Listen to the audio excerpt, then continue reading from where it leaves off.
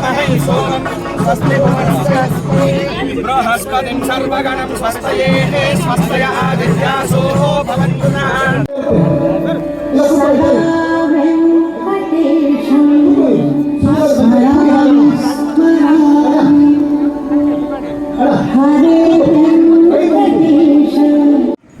ಇಂತಹ ಒಂದು ಕಾರ್ಯಕ್ರಮದಲ್ಲಿ ಅತ್ಯಂತ ವಿಶಿಷ್ಟವಾದಂತಹ ಕಾರ್ಯಕ್ರಮವನ್ನು ದರ್ಶನ ಮಾಡುವುದರಿಂದ ಭಗವದ್ ಅನುಗ್ರಹದಿಂದ ನಮಗೆಲ್ಲ ರೀತಿಯಾದಂತಹ ಒಂದು ಮಂಗಳಗಳು ಉಂಟಾಗುತ್ತೆ ಎನ್ನುವಂತಹ ವಿಷಯದಲ್ಲಿ ಯಾವುದೇ ಸಂದೇಹಕ್ಕೆ ಅವಕಾಶ ಇಲ್ಲ.